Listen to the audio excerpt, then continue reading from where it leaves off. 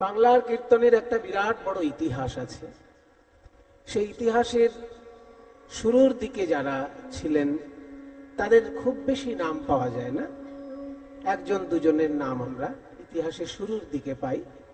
যেমন ধরুন জয়দেব গোস্বামী, তার লেখা গীতগোবিন্দম, এই গীতগোবিন্দ কাব্য যখন বাংলার বুকে গাওয়া হতো সেই যুগটা লক্ষণ সেনের সময়, এবং তারপরে জনসাধারণের মধ্যে যে কৃষ্ণ কীর্তনের প্রচার ছিল তার একটা খুব গোছানো সাহিত্য রচনা করেছিলেন বড়ু চণ্ডীদাস।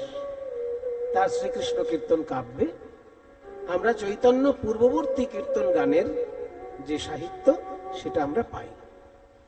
এবার সুর যদি কেমন ছিল বলেন, সেগুলো কিন্তু পরবর্তী কীর্তনের মধ্যেই সঞ্চারিত রয়ে গেছে। খুব বিশেষভাবে দেখানো সম্ভব নয় যে এটাই ওই সুর ওটাই সেই সুর, কিন্তু তবুও মিলেমিশে আছে। যেমন অনেকগুলো সুর এখনো কীর্তনের নিজস্ব সুর বলেই পরিচিত। সারা ভারতবর্ষে শাস্ত্রীয় সঙ্গীতে নানা রকমের রাগ প্রচলিত আছে, মানে কয়েক হাজার রাগ রাগিনী আছে, সঙ্গীতজ্ঞদের মধ্যে বিচরণ করছে। কিন্তু কীর্তনের নিজস্বতা রয়েছে ভারতের শাস্ত্রীয় সঙ্গীতের পূর্ব দিকের যে অংশ, অর্থাৎ বাংলা, বিহার, উড়িষ্যা, এই যে দিকটা, আর বাংলার পূর্ব দিকে যদি আরো ধরি মণিপুর, ত্রিপুরা ইত্যাদি, এই গোটাটা পূর্ব ভারত। ওদিকে বিহার, উড়িষ্যা থেকে শুরু করে পূর্ব দিকটা সবটাই পূর্ব ভারত। এই পূর্ব ভারতে যে সঙ্গীত রীতি প্রচলিত ছিল সেই সঙ্গীত রীতি কিন্তু এখন বাংলার কীর্তন গানের মধ্যেই ধরে রাখা আছে।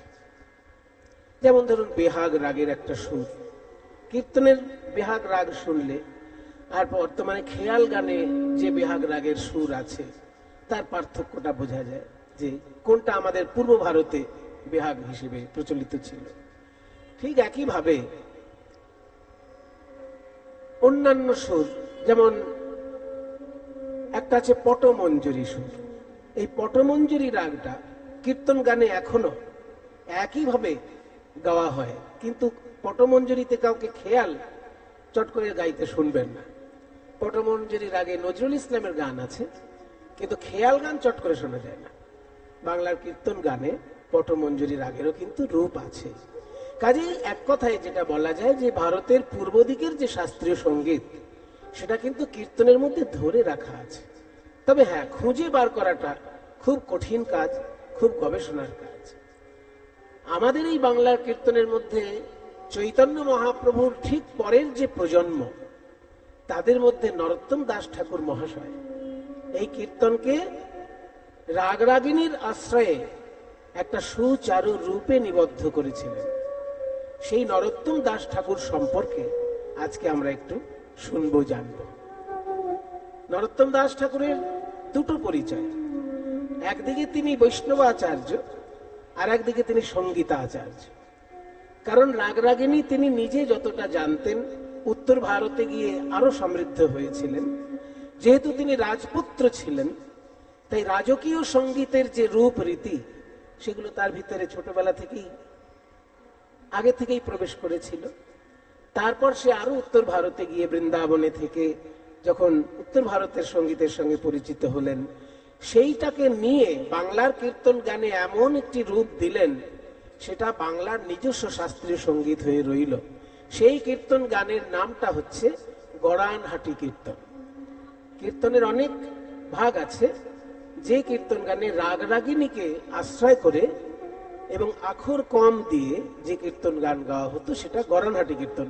আর সেই গড়ানহাটি কীর্তনের প্রতিষ্ঠাতাই হচ্ছেন নরোত্তম দাস ঠাকুর মহাশয়। আজকে আমরা তার সম্পর্কে জানবো। আগে একটু চৈতন্যদেব সম্পর্কে শুনে নি। পদকর্তা চৈতন্যদেব সম্পর্কে বলছেন যে অখিল ভুবন ভরি হরি রস বাদর পরিক্ষত চৈতন্য মেঘে। অর্থাৎ চৈতন্য মহাপ্রভু রূপী যে মেঘ নেমে এলো বাংলার সৌভাগ্যাকাশে, সেই গৌরাঙ্গ মেঘে যে বর্ষণ করলো, সেই বর্ষণটা কি না হরি রস বাদর, হরি রসের বন্যা। হরি রসের বন্যা বয়ে গেল, কৃষ্ণ প্রেম রসের বন্যা বয়ে গেল গৌরাঙ্গ মেঘের দ্বারা। আমরা যে বৃষ্টি দেখতে পাই, আকাশে মেঘ জমে বৃষ্টি হয়, এই বৃষ্টিটা কিন্তু আমাদের যে জল দেয়, সেই জলটা কি জল? বিজ্ঞানীদেরকে জিজ্ঞেস করবেন, বিজ্ঞানীরা বলে বৃষ্টির জলে কিন্তু অ্যাসিড মেশানো থাকে। দেখবেন বৃষ্টির জল গায়ে পড়লে ঘামাচি মরে যায়। অনেকে আছে না, গায়ে ঘামাচি থাকলে বৃষ্টির জলে গিয়ে স্নান করে। কারণ কি? বৃষ্টির জলে ঘামাচি মরছে, নদীর জলে মরছে না, পুকুরের জলে মরছে না। কেন মরছে না? বৃষ্টির জলে অ্যাসিড আছে, সেই জন্য ঘামাচি মরে যাচ্ছে। তাহলে বৃষ্টির জল ঠান্ডা জল, ভালো জল, ভালো জল তো বটেই, কিন্তু তাতে অ্যাসিড মেশানো আছে। আর আমার গৌরাঙ্গ মেঘ থেকে যে বৃষ্টি নেমে এলো, সেই বৃষ্টি হচ্ছে প্রেমের বৃষ্টি। কৃষ্ণ প্রেমের বন্যায় ভাসিয়ে দিল। কোথায় ভাসিয়ে দিল? অখিল ভুবন ভরে। সারা বিশ্ব ব্রহ্মাণ্ডকে যেন প্লাবিত করলো কৃষ্ণ প্রেমের বন্যায়। অখিল ভুবন ভরি হরি রসবাদর পরিক্ষত। পরিক্ষত মানে বর্ষিত হচ্ছে। কোথা থেকে? চৈতন্য মেঘে। আর সেই মেঘের প্রেম জল যারা পান করছে তারা কারা? না, বৃষ্টির জলের জন্য যারা আশা করে বসে থাকে তাদেরকে বলে চাতক পাখি। চাতক পাখি অন্য জল খায় না, সে শুধু বৃষ্টির জলের জন্য আকাশের দিকে তাকিয়ে থাকে। ঠিক তেমনি গৌরাঙ্গ মেঘ থেকে যখন প্রেমের বৃষ্টি ঝরে পড়ছে, তখন ভকত চাতক যত তারা পিবি পিবি অবিরত। ওই ভকত চাতক যত প্রেম পিবি পিবি অবিরত। অনুক্ষণ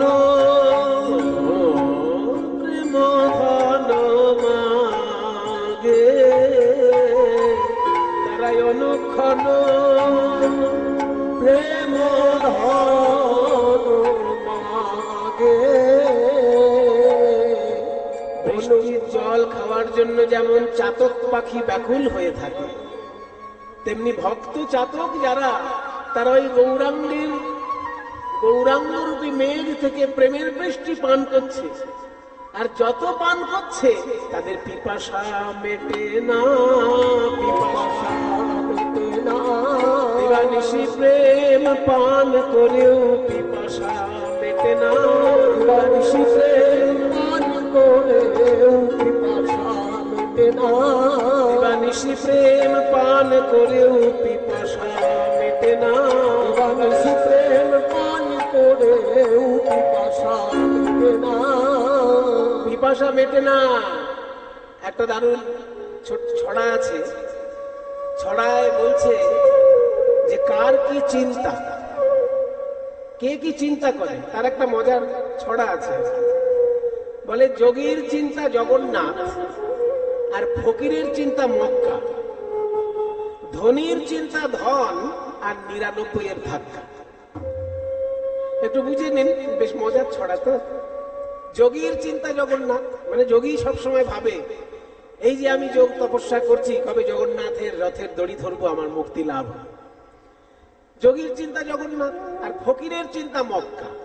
ফকির বাবা সারা বছর ভিক্ষে করছে, কেউ যদি ১ টাকা দেয়, ফকির বাবা ৮ আনা খায় আর ৮ আনা জমিয়ে রাখে। কারণ জীবনে একবার অন্তত হজ করতে মক্কায় যেতে হবে তাকে। তাই যোগীর চিন্তা জগন্নাথ, আর ফকিরের চিন্তা মক্কা। আর ধনীর চিন্তা ধন। যারা ধনী ব্যক্তি, তাদের চিন্তা শুধু ধন সম্পদ। আর তাদের অবস্থাটা কি হয়? ৯৯ এর ধাক্কা। মানে ধনী ব্যক্তির ৯৯ কোনোদিন ১০০ হতে চায় না। যদি ১০ লক্ষ টাকা জমে, ভাবে আরেকটু হলে ভালো হয়। যদি ১০ কোটিও জমে, ভাবে আরেকটু হলে ভালো হয়। আর ১০,০০০ কোটিও জমে, তাহলে মানে আরেকটু যেন হলে ভালো হয়। বেশ মজার ছড়া নয়? বলছে যোগীর চিন্তা যোগ, যোগীর চিন্তা জগন্নাথ, ফকিরের চিন্তা মক্কা, ধনীর চিন্তা ধন, আর ৯৯ এর ধাক্কা। এইবার অন্যদিকে আসছি কথাটা। ধনী ব্যক্তির যেমন ৯৯ কোনোদিন ১০০ হতে চায় না, তেমনি প্রেম ধনে ধনী যারা, তাদেরও ৯৯ ১০০ হতে চায় না। কৃষ্ণ প্রেম ধনে ধনী যারা, তাদেরকে কোনোদিন বলতে শুনেছেন যে অনেক নাম জপ করেছি, আর আমার দরকার নেই? সে হয়তো লক্ষ লক্ষ নাম জপ করেছে, তবুও সে জপের মালা নিয়ে মনের আনন্দে নাম জপ করছে। হয়তো 100 বার বৃন্দাবনে গেছে, তবু বলছে এইবার সামনে পরে বৃন্দাবন যাবে। তার মানে কি, সে প্রেম ধনে ধনী, তারও কিন্তু 99 কখনো 100 হচ্ছে না। এটা হচ্ছে ভক্তের স্বভাব, এটা হচ্ছে সাধকের স্বভাব। যদি পরিপূর্ণতা এসে যায় তাহলে আর তার সাধনা হবে না। ওই জন্য 99 বাঁচিয়ে রাখতে হবে, 100 করতে দেওয়া যাবে না। তাই পিপাসা মেটে না, পিপাসা মেটে না, দিবানিশি প্রেম পান করেও পিপাসা মেটে না, দিবানিশি প্রেম পান করে আমার গৌরাঙ্গ মেঘ হতে দিবানিশি প্রেম পান করে আমার গৌরাঙ্গ মেঘ হতে আমার গৌরাঙ্গ মেঘ হতে প্রেম পান করে পিপাসা মেটে না, অনুক্ষণ প্রেম ধন মাগে। তাহলে এমন একটা মূল্যবান মেঘ, সাধারণ মেঘ থেকে অ্যাসিড জল বৃষ্টি হয়, আর গৌরাঙ্গ মেঘ থেকে প্রেমের জল বৃষ্টি হয়। সেই মেঘের জন্মদিনটা কবে? পদকর্তা বলছেন ফাল্গুনী পূর্ণিমা তিথি, সেই মেঘেরও জন্ম তিথি। ওই ফাল্গুনী পূর্ণিমা তিথি, মেঘেরও জন্ম তিথি। সেই মেঘে করল বাদর, বাদর বন্যায় ভাসিয়ে দিল সেই মেঘ। বন্যা হলে কি হয় বলুন তো? মনে করুন 1 ফুট উঁচু জায়গা কিংবা 2 ফুট উঁচু জায়গা, কিন্তু সেখানে যদি 10 ফুট জল হয়ে যায়, কোন জায়গা 2 ফুট উঁচু, কোন জায়গা 1 ফুট উঁচু, সেগুলো কি আর বোঝা যায়? সব তখন সমান হয়ে যায়। ঠিক তেমনি চৈতন্য মেঘ আসার আগে আমাদের উঁচু উঁচু ব্যাপারটা ছিল। এই ব্রাহ্মণ এ হচ্ছে উঁচু, এ ক্ষত্রিয় এ হচ্ছে মাঝারি, এ বৈশ্য এ হচ্ছে সেজো টাইপের, এ শূদ্র এ হচ্ছে নিচু। তাহলে এই যে ব্রাহ্মণ ক্ষত্রিয় বৈশ্য শূদ্র উঁচু নিচু ব্যাপারটা ছিল, যখনই গৌরাঙ্গ মেঘের প্রেম বর্ষণ হলো, সব মিলেমিশে একাকার হয়ে গেল। তাই বলি উঁচা নিচা যত ছিল, সব প্রেম জলে ভাসাইল।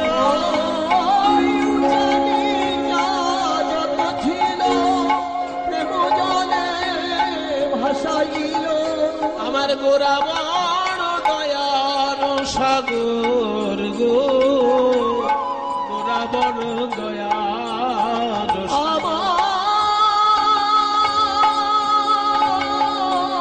গোরা বড় দয়ার সাগর গো, গোরা বড় দয়ার সাগর। কিছু কিছু মানুষ আছেন, 1000 বার বললেও তাদের সম্ভব হয় না মাটিতে নেমে এসে ধুলো মাখা। আর প্রেম কোথায় থাকে? ওই চরণ ধুলার মধ্যেই থাকে। তাই যেহেতু তাদের সম্ভব হলো না নিচে নেমে এসে চরণ ধুলা মেখে প্রেম গ্রহণ করা, তাই মহাপ্রভু কি করলেন? ওই প্রেম আবার উপরে পৌঁছে দিলেন। তারা যেখানে আছে সেখানেও প্রেম পৌঁছে দিলেন। দেখবেন জলের ধর্ম হচ্ছে নিচের দিকে যাওয়া, তাই তো জল সব সময় নিচের দিকে যায়। কিন্তু জলে যদি যন্ত্রযোগ হয়, মানে জলে যদি একটা মোটর মেশিন লাগিয়ে দেওয়া হয়, পাম্প মেশিন লাগিয়ে দেওয়া হয়, তাহলে সেই জল 5 তলা 10 তলার উপরে উঠে যাচ্ছে।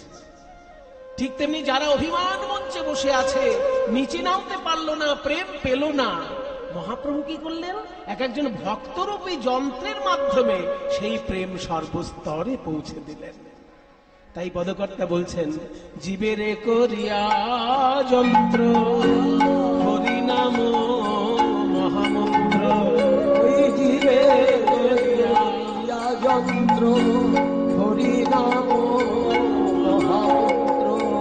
দিল ঘরে ঘরে প্রেমের অঞ্জলি গো, দিল ঘরে ঘরে প্রেমের অঞ্জলি গো।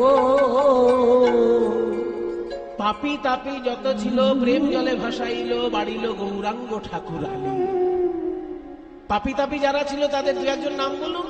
পদকর্তা বলছি, জগাই মাধাই পাপী ছিল তারাও প্রেমে উদ্ধারিল। ওই জগাই মাধাই পাপী ছিল তারাও প্রেমে উদ্ধারিল। হেন জীবে বিলাবল দয়া গো, প্রভু হেন জীবে বিলাবল দয়া গো। এই দাস সদা বলে আমি বিছে রইল মায়া জালে। শিবানন্দে বলে আমি বিছে রইল মায়া জালে। মহাপ্রভু মোরে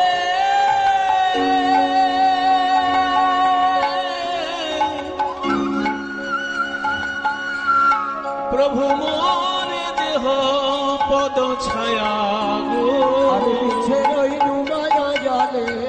প্রভু মোরে দেহ পদ ছায়া। আমায় চরণ ছাড়া করো না, আমায় চরণ ছাড়া করো না। না না না, আমায় চরণ ছাড়া করো না, চরণ ছাড়া করো না। ওহে প্রাণের গৌর হরি চরণ ছাড়া করো না। ওহে প্রাণের গৌর হরি আমি ওই চরণে বিকাইলাম। ওহে প্রাণের গৌর হরি চরণে বিকাইলাম।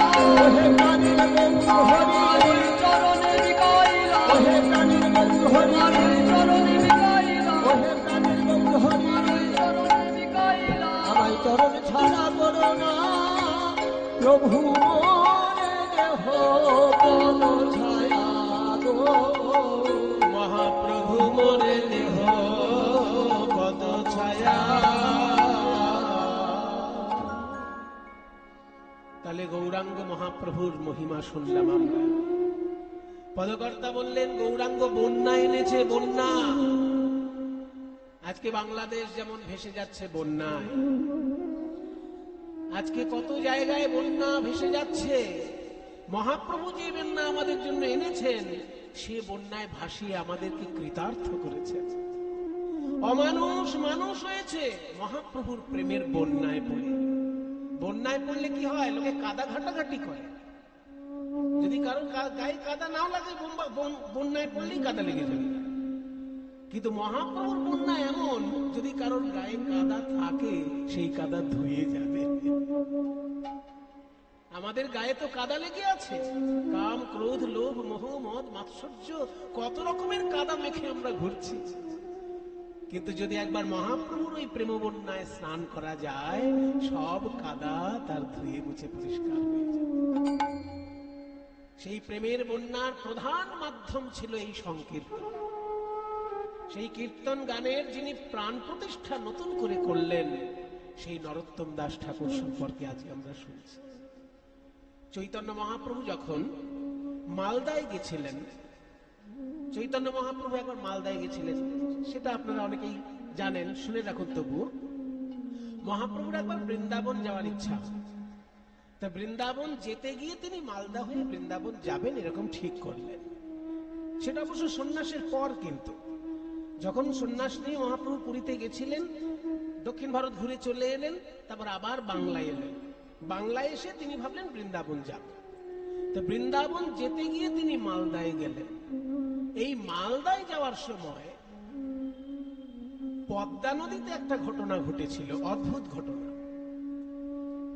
রূপ সনাতন ছিলেন সেই যুগে বাংলার প্রধানমন্ত্রী আর অর্থমন্ত্রী। তখনকার দিনে বাংলার নবাব হচ্ছেন আলাউদ্দিন হোসেন শাহ, আর তার প্রধানমন্ত্রী হচ্ছেন সনাতন, আর তার অর্থমন্ত্রী হচ্ছেন রূপ গোস্বামী। তাদেরকে কৃপা করার জন্য মহাপ্রভু তখন মালদায় গেছিলেন। মালদা তখন গোটা বাংলার রাজধানী। এখন যেমন বাংলার দুটো রাজধানী, একটা হচ্ছে কলকাতা, একটা হচ্ছে ঢাকা, কিন্তু তখন গোটা বাংলার একটাই রাজধানী, সেটা হচ্ছে মালদা। আর সেইখানে মহাপ্রভু গেছিলেন রূপ সনাতনকে কৃপা করার জন্য।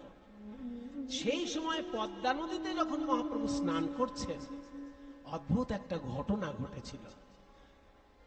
পদ্মা নদীর তীরে আমার শ্রী গৌরাঙ্গ রায়, পদ্মা নদীর তীরে আমার শ্রী গৌরাঙ্গ রায়, পদ্মা নদীর তীরে আমার শ্রী গৌরাঙ্গ রায়, পদ্মা নদীর তীরে আমার শ্রী গৌরাঙ্গ রায়। ভক্তগণের সঙ্গে করে হরি গুণ গায়, ভক্তগণের সঙ্গে করি হরি গুণগান, ভক্তগণের সঙ্গে করি হরি গুণগান। হরি হরি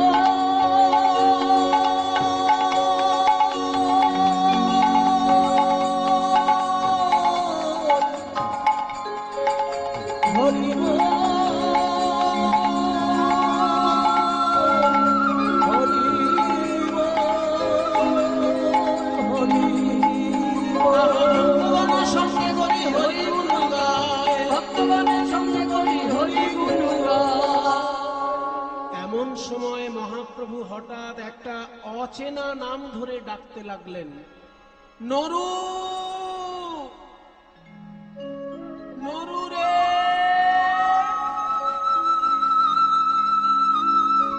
নরু।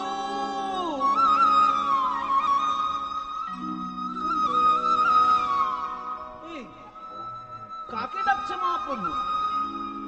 এই আমরা যারা ভক্ত, আমরা সবাইকে তো সবাই চিনি, আমাদের মধ্যে তো কারোর নাম নরু নয়, তো কার নামে ডাকছেন মহাপ্রভু? প্রভু আপনি কাকে ডাকছেন? আমি যাকে ডাকছি তার এখনো জন্মই হয়নি। হ্যাঁ হ্যাঁ, তার ডাক নাম হবে নরু, আর ভালো নাম নরোত্তম। নরোত্তম এখনো জন্মগ্রহণ করেনি, কিন্তু এই পদ্মা নদীর তীরেই সে জন্মগ্রহণ করবে, তাই আগে থেকে আমি তাকে আহ্বান করে যাচ্ছি। সে কি প্রভু, এখনো যে ছেলেটা জন্মায়নি তার নাম ধরে ডাকছেন আপনি? তোমাদের স্নান হয়ে গেছে? হ্যাঁ প্রভু, আমাদের স্নান হয়ে গেছে। তোমরা তাহলে একটু নদীর উপরে উঠে দাঁড়াও, আমার এই পদ্মা নদীতে কিছু ব্যক্তিগত কাজ আছে। এই সবাই সরে আস, সরে আস, সরে আস। সবাই দূরে সরে গেল। নাভি জলে দাঁড়িয়ে প্রেমের ঠাকুর গৌর হরি আমার পদ্মা নদীর দিকে তাকিয়ে নদীর সঙ্গে কথোপকথন করছেন। হা কৃষ্ণ প্রাণ কৃষ্ণ বলে কাঁদছেন মহাপ্রভু, আর তার নয়নের বিন্দু বিন্দু অশ্রু জল পদ্মা নদীতে মিশে যাচ্ছে।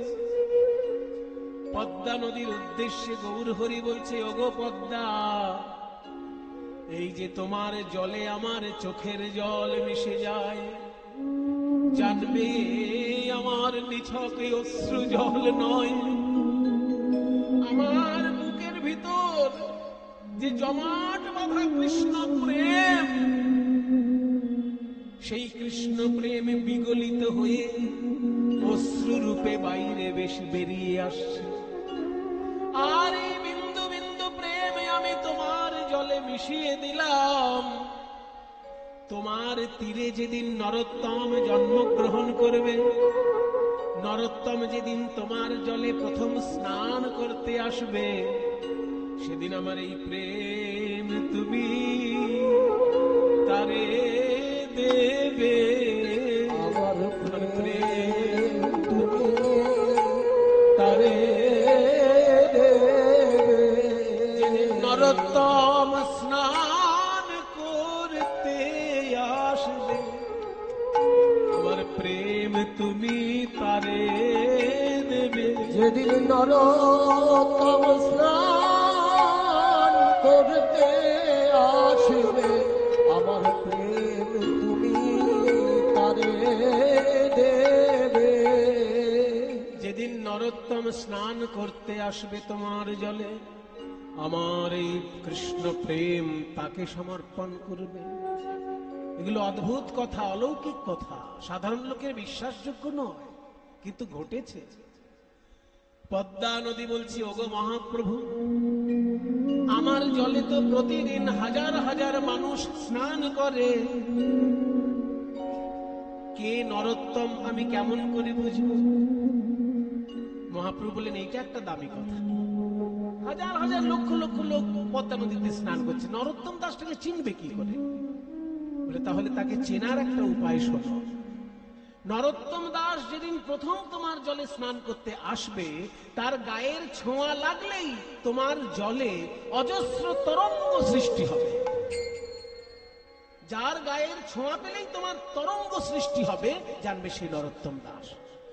যাহার পরশে তুমি অধিক উছলিবা, যাহার পরশে তুমি অধিক উছলিবা,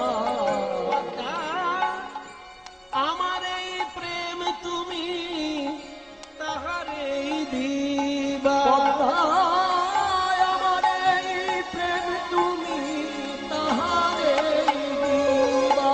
সেদিন তোমার তরঙ্গ বাড়বে, তোমার তরঙ্গ বাড়বে।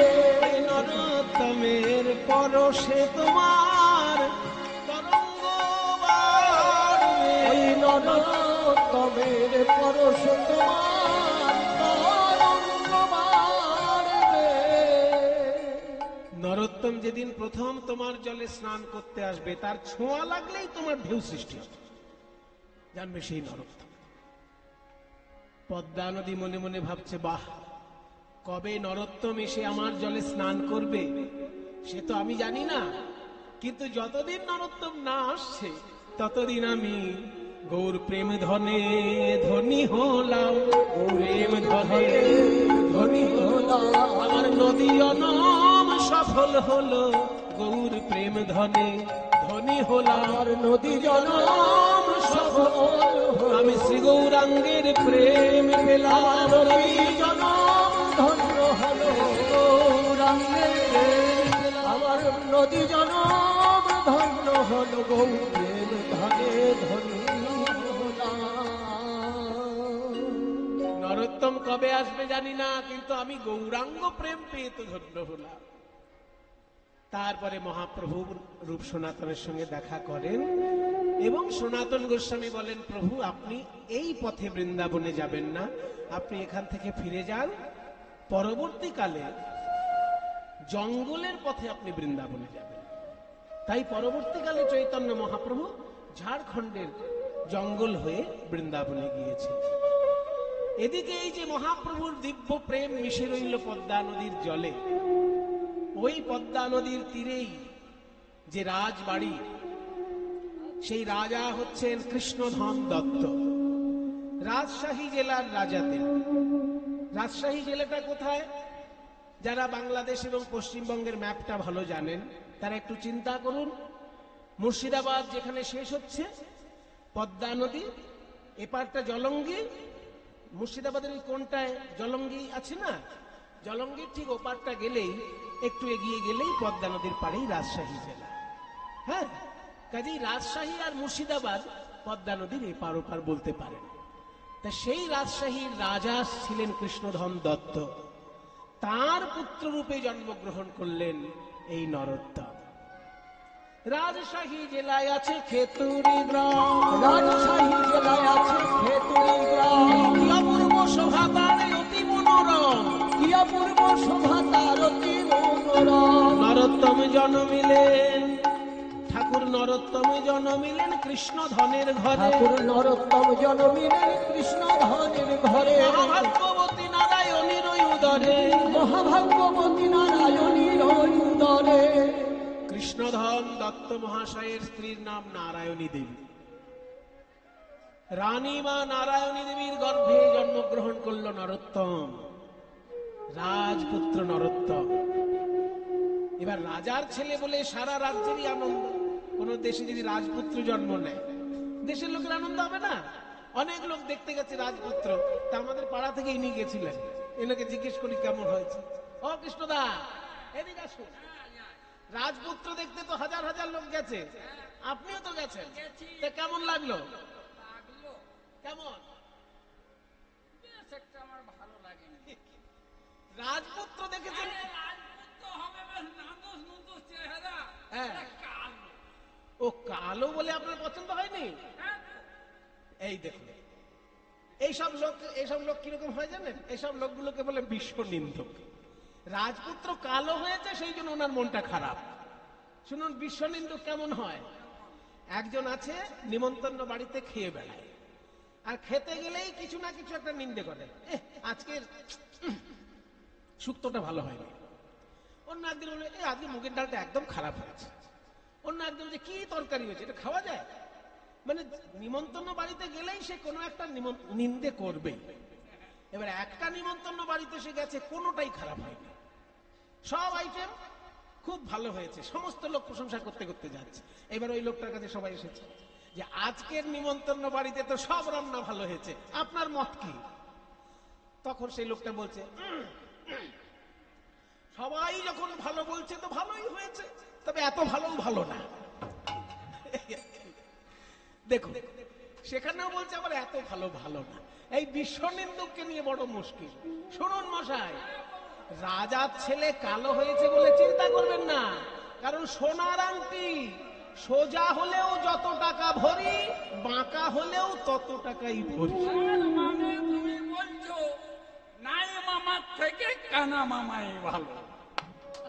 নরোত্তমে জন্মিলেন কৃষ্ণ ধনের ঘরে, নরোত্তম জন্মিলেন কৃষ্ণ ধনের ঘরে, মহাভাগ্যবতী নারায়ণীর ওই উদরে, মহাভাগ্যবতী নারায়ণীর ওই উদরে, উলুধ্বনি শঙ্খধ্বনি করে নারীগণ, উলুধ্বনি শঙ্খধ্বনি করে নারীগণ, বাহু তুলে জয়ধ্বনি করে ভক্তগণ, বাহু তুলে জয়ধ্বনি করে ভক্তগণ, আনন্দ ধরে না, আনন্দ ধরে না, আনন্দ ধরে না, আনন্দ ধরে না, ওই রাজপুত্র হলো বলে আনন্দ ধরে না, রাজপুত্র হলো বলে আনন্দ ধরে না।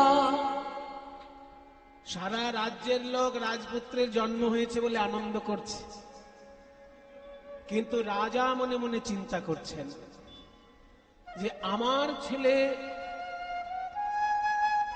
রাজ ঐশ্বর্যে বড় হয়ে যেন শিক্ষা থেকে বঞ্চিত না হয়, সেই জন্য ছোটবেলা থেকেই ভালো জায়গায় পড়াশোনার ব্যবস্থাটা করতে হবে।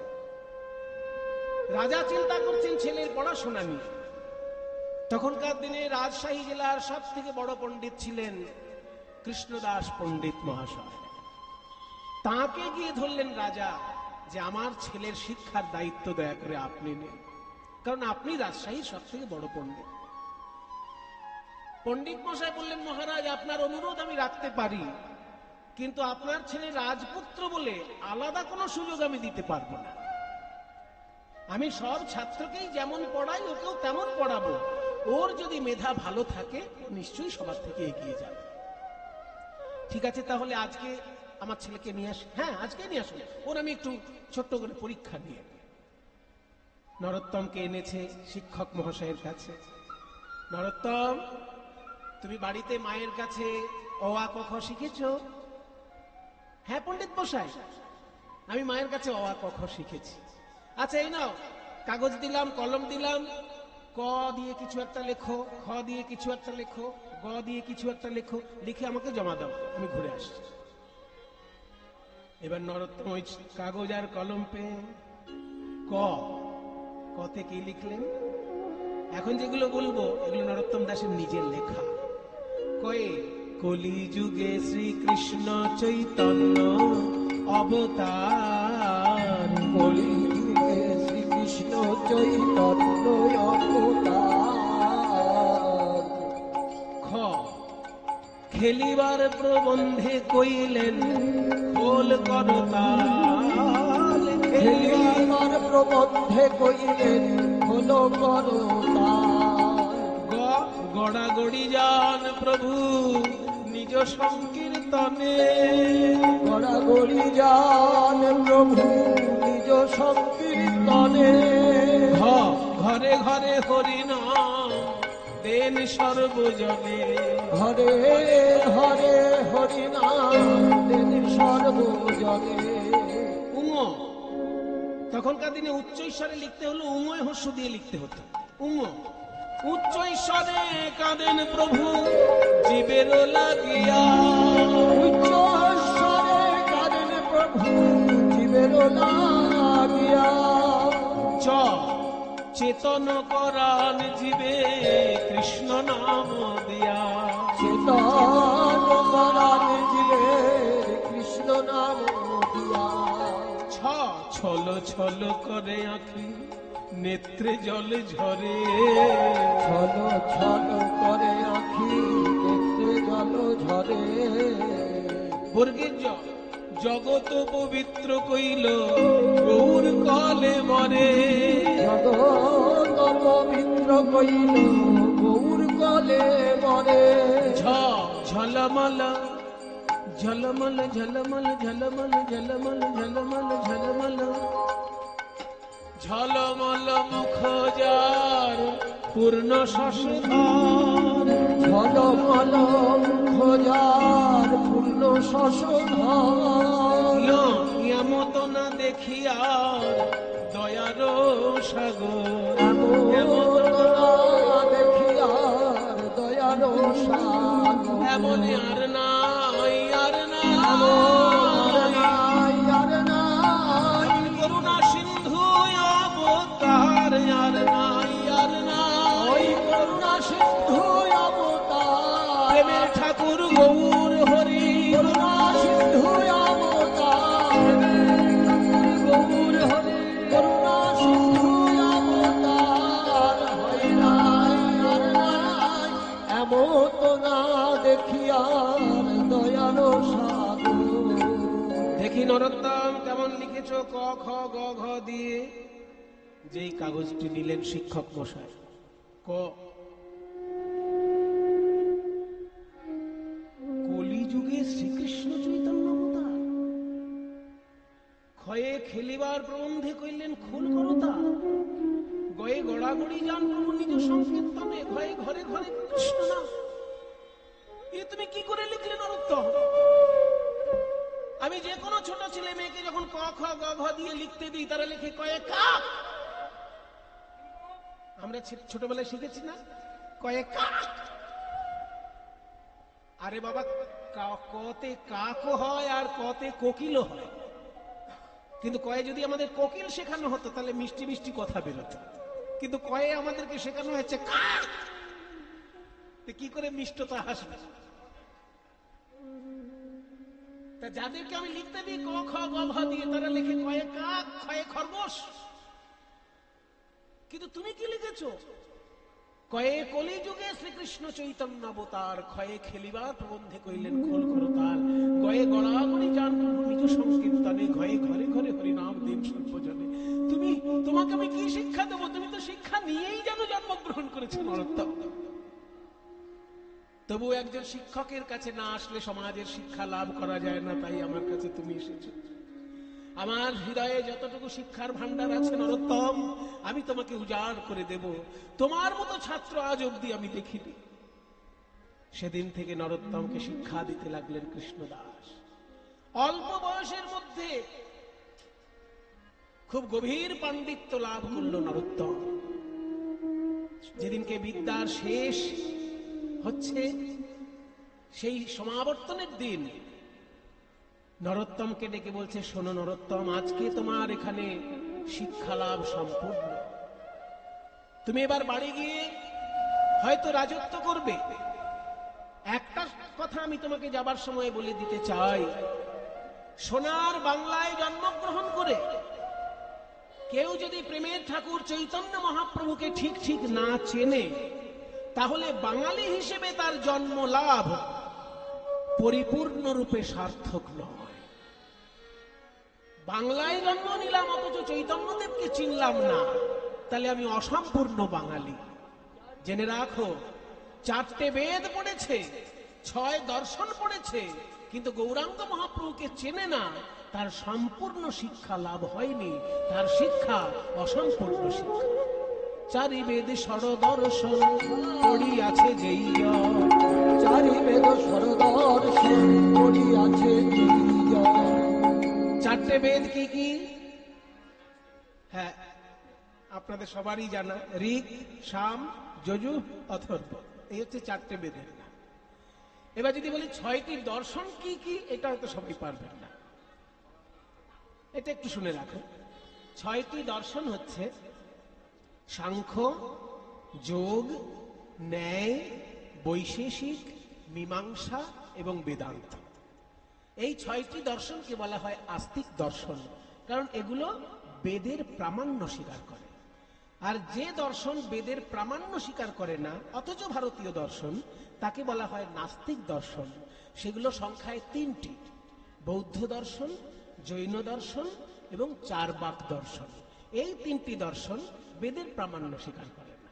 আর যারা বেদের প্রামাণ্য স্বীকার করে সেই 6টি দর্শনের নাম হচ্ছে সাংখ্য, যোগ, ন্যায়, বৈশেষিক, মীমাংসা, বেদান্ত।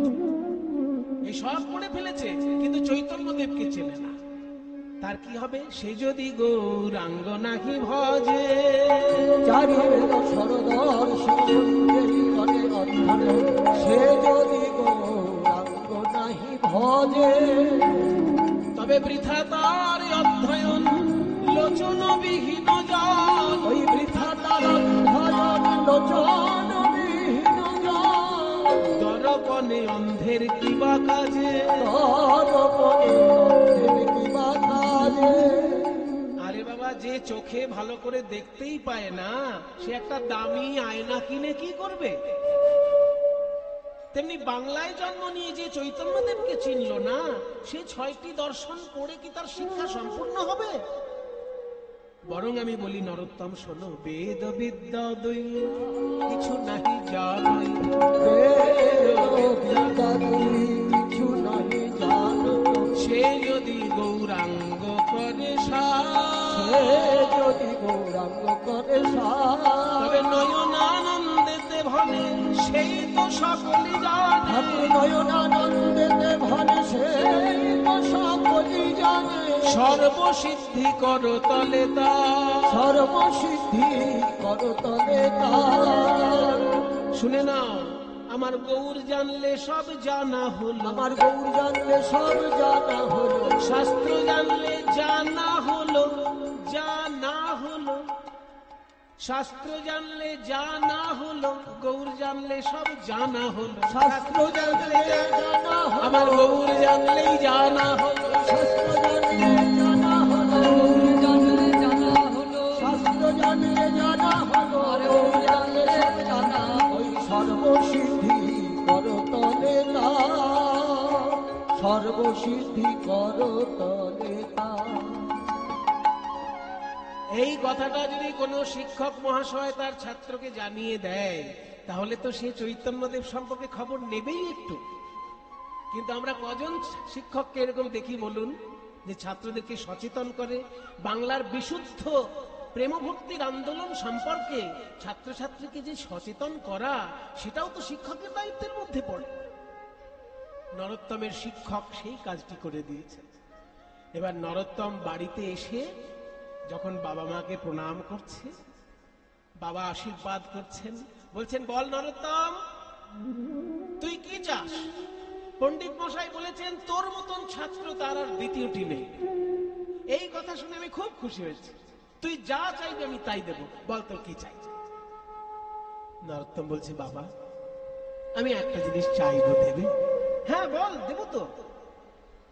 আমি একটু পদ্মা নদীতে স্নান করতে যাব। হ্যাঁ, এই সামান্য ব্যাপার। কেন স্নান করতে কেন যাবি? শিক্ষক মশাই বলেছেন, উনি বলেছেন বাঙালি জাতি যতই শিক্ষা লাভ করুক, সে যদি চৈতন্যদেব সম্পর্কে কিছুই না জানে, তাহলে তার শিক্ষা অসম্পূর্ণ শিক্ষা। কারণ বাংলায় জন্ম নিয়ে চৈতন্যদেব সম্পর্কে কিছু জানে না, তার শিক্ষা যতই শিক্ষিত হোক সে অসম্পূর্ণ শিক্ষা তার।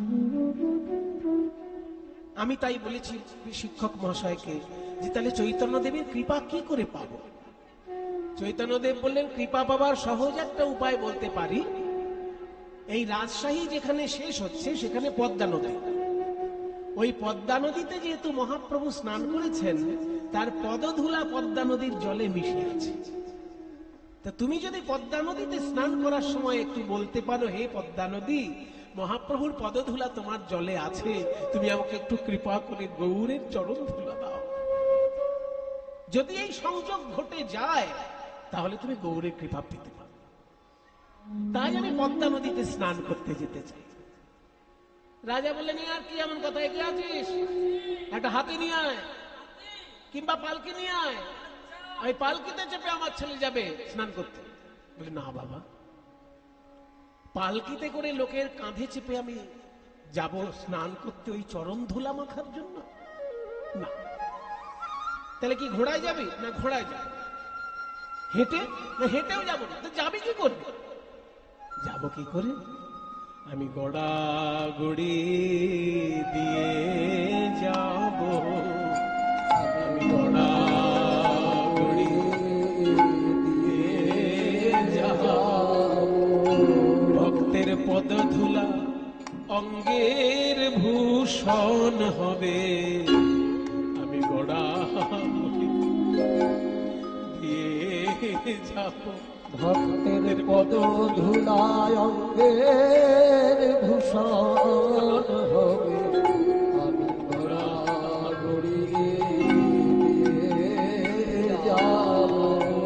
ভক্ত পদ ধুলিয়ার ভক্ত পদ ভক্ত পদ ভক্ত ভুক্ত অবশেষ এই তিন সাধনের মহাবল, সাধনের মহাবল।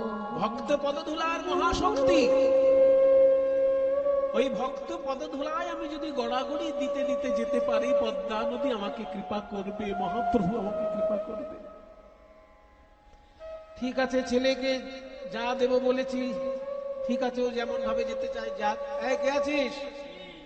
ছেলে বলছে গড়াগড়ি দিয়ে যাবে পদ্মা নদীতে। তোরা দুই পাশে সেনাবাহিনী থাকবি, যেন কোনো কেউ বিরক্ত না করে আমার ছেলে। আছিস তো? সেনাবাহিনীকে সঙ্গে পাঠিয়ে দিয়ে রাজপুত্র যাচ্ছে গড়াগড়ি দিয়ে স্নান করতে। এবার পদ্মা নদীর কাছে এসে যখন দাঁড়িয়েছে, তখন বলছে যে এই সেনাপ্রধান যদি সঙ্গে থাকে তাহলে তো আমি পদ্মা নদীর কাছ থেকে গৌর প্রেম চাইতে পারবো না। তাই সেনাপ্রধানকে বলছে, দয়া করে আপনি আমাকে ছেড়ে দিন, আমি একা গিয়ে একটা ডুব দিয়ে আসি।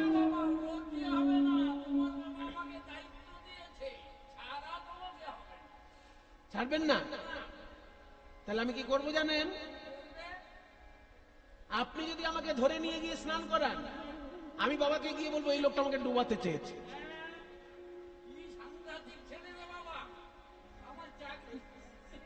চাকরি নিয়ে টানাটানি। তাহলে আপনি ওখানে দাঁড়ান, আমি যাব, আপনাকে আমি কথা দিচ্ছি, আমি বেশি জলে হুড়ুহুড়ি করবো না, শুধু একটা ডুব দিয়ে চলে আসবো। এবার নরোত্তম যাচ্ছে।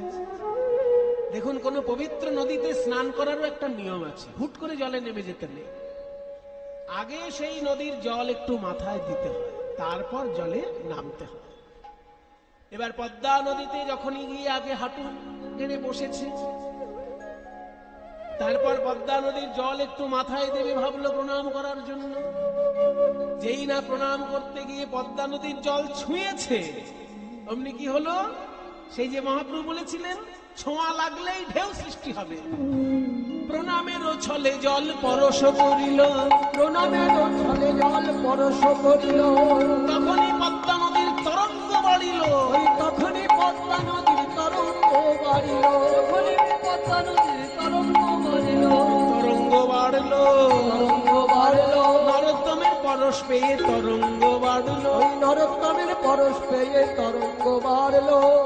যেই না প্রণাম করতে গিয়ে নদীতে স্পর্শ করেছে নরোত্তম, অমনি নরোত্তমের ছোঁয়া পেয়ে এমন ঢেউ উঠল পদ্মা নদীতে, এক ঢেউয়ের ঝাপটায় নরোত্তমকে নিয়ে নদী গর্ভে চলে গেল। সেনাপ্রধান যিনি ছিলেন, তার তো মাথায় হাত।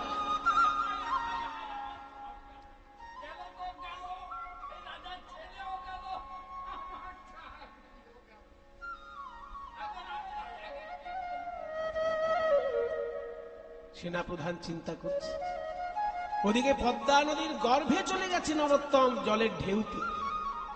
সেখানে একটা অলৌকিক ঘটনা ঘটছে। পদ্মা নদীর গর্ভে গিয়ে নদীর সঙ্গে কথা বলছে নরোত্তম। মহাপুরুষদের জীবনে এমন কিছু ঘটনা ঘটে যে সাধারণ লোকের শুনলে বিশ্বাস হয় না, কিন্তু তাদের জীবনে ঘটে। গভীর নদীতে গিয়ে পদ্মা নদীর সঙ্গে কথা বলছে। নরোত্তম দেখছে গভীর নদীতে এক দেবী বসে আছেন। কে মা আপনি? আমি পদ্মা নদী। হ্যাঁ, আপনি কথা বলেন? সবার সঙ্গে বলি না নরোত্তম, তোমার মতো ভাগ্যবান যদি কেউ থাকে তার সঙ্গে বলি। মা পদ্মা, আমার শিক্ষক বলেছেন চৈতন্য মহাপ্রভু আপনার জলে স্নান করেছেন, তার পদধূলি আপনার জলে আছে, দয়া করে আমাকে সেই একটু গৌরাঙ্গ পদধূলি দিন, আমার জীবন ধন্য হবে। পদ্মা নদী বলছি, ওগো নরোত্তম, তোমার শিক্ষক ভুল বলেননি, মহাপ্রভুর পদধূলি আমার জলে আছে, কিন্তু সে তো সবার জন্য আছে। আর তোমার জন্য যে বিশেষ সম্পদ মহাপ্রভু আমার কাছে রেখেছেন সেটা তো তোমার শিক্ষক জানেন না। আমার জলে দাঁড়িয়ে যখন চৈতন্যদেব কৃষ্ণ বলে কেঁদেছেন, তার হৃদয়ের প্রেম অশ্রু রূপে আমার জলে পড়েছে, তার সেই প্রেম আমি সঞ্চিত রেখেছি। তিনি বলেছেন তুমি আসলে তোমাকে সেই প্রেম সমর্পণ করে দিতে। তাই ওরে নরোত্তম, আয় আমার কাছে, আয় আমার কোলে বস। এতদিন আমি যে গৌরাঙ্গ প্রেমের হৃদয়ে ধারণ করেছিলাম, সেই প্রেম আজকে আমি তোকে দান করব। এতদিন আমি ছিলাম গৌরাঙ্গ প্রেম ধনে ধনী, সেই প্রেম তোকে সমর্পণ করে আজ হতে আমি হলাম প্রেমের কাঙালিনী।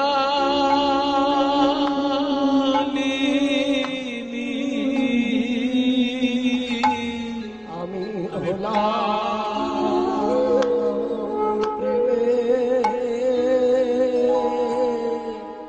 প্রেমের কাঙালিনী।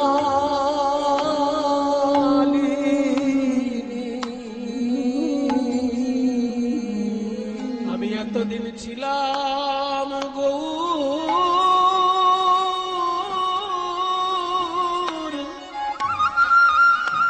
গৌর প্রেমে ধনী। নরোত্তম বলে, মা গো, গৌর প্রেম দান করলে তুমি যদি কাঙালিনী হয়ে যাও, তাহলে সেই প্রেমে আমি চাই না। প্রেম আমি চাই না, কাউকে কাঙালিনী করে আমি ধনী হতে চাই না মা। ধনী হতে চাই না মা। পদ্মা নদী বলে, ওরে নরোত্তম, এ ধন সে ধন নয়, কাউকে দিলে পরে সেই ধন শুকাইয়ে যাবে। গুরু যখন শিষ্যকে দীক্ষা দেয়, তখন গুরুদেব তার হৃদয় হতে প্রেম ভক্তি শিষ্যকে সমর্পণ করে। তাতে কি গুরুদেবের প্রেম ভক্তি কমে যায়? তাই গৌরাঙ্গের প্রেমে আমি তোকে দান করছি বটে, কিন্তু আমি কেন কাঁদছি জানিস? বৈষ্ণব জগতের এই তো স্বভাব, প্রেমে পূর্ণ হয়েও মানে অভাব। অভাব না থাকলে তো কাঁদা যায় না। প্রেমে পূর্ণ হয়ে মানে অভাব, অভাব না থাকলে তো কাঁদা যায় না। হা গৌর কৃপা কৃপা করো বলে অভাব না থাকলে তো কাঁদা যায় না। প্রাণ গৌর কৃপা করো। প্রেমে পূর্ণ হয়েও মানে অভাব। ভক্তি রাজ্যের এই তো স্বভাব। পূর্ণমদঃ পূর্ণমিদং পূর্ণাৎ পূর্ণমুদচ্যতে পূর্ণস্য পূর্ণমাদায় পূর্ণমেবাবশিষ্যতে। প্রেম হলো এমন পূর্ণ সম্পদ, যেখান থেকে পুরোটা নিয়ে নিলেও পুরোটাই বাকি থাকে। প্রেম ধন এমন ধন যে পুরোটা নিয়ে নিলেও পুরোটাই বাকি থাকে। তাই আয় নরোত্তম, আমরা দুজনাই গৌর বলে কাঁদি। এই যে গৌরাঙ্গের প্রেম লাভ হলো পদ্মা নদীর জল থেকে, তাতে কি হলো জানেন? নরোত্তম ছিল কালো, কিন্তু নদী থেকে যখন উঠে আসছে একটা ভরসা ছেলে উঠে আসছে। অদ্ভুত ভাবে তার শরীরের বর্ণ পরিবর্তন ঘটেছে। ধীরে ধীরে যখন আসছে সেই সেনাপ্রধানের কাছে, সেনাপ্রধান মহাশয় আমাকে চিনতে পারছেন? আমি সেই নরোত্তম। তোমার চেহারায় গৌরবর্ণ কি করে? তুমি তো কালো ছিলে। কি করে আমার গৌরবর্ণ হলো সেই খবরই তো জানাতে এসেছি। পদ্মা নদীর জলে আমি গৌরাঙ্গ মহাপ্রভুর প্রেম পেয়েছি, আর সেই প্রেম আমি সকলকে বিতরণ করব বলে আমি সকলকে আহ্বান করছি। ওরে প্রেম নিবিয়া, ওরে প্রেম নিবিয়ায় বদন ভরে বলে রে হরি নাম। প্রেম নিবিয়ায়, ওরে প্রেম নিবিয়ায় বদন ভরে বল রে হরি নাম। এ প্রেম এনেছিল সেই ব্রজের বাঁকা, নদিয়ায় গৌর গুণধার। প্রেম এনেছিল ওই ব্রজের মাতা, গৌর গুণধাম। প্রেম নিবিয়ায়, ওরে প্রেম নিবিয়ায় বদন ভরে বল রে হরি নাম। দুটি বাহু তুলে নাচো হরি বলে, দুটি বাহু তুলে নাচ হরি বলে। এই হরি নামে পূর্ণ হবে সকল মনস্কার। এই হরি নামে পূর্ণ হবে সকল মনস্কার। ওরে প্রেম নিবিয়ায়, ওরে প্রেম নিবিয়ায় বদন ভরে বল রে হরি নাম। একবার বল রে হরি নাম, একবার বল রে হরি নাম। গারে আনন্দ ভরে হরে কৃষ্ণ রাম, মুখে হরে কৃষ্ণ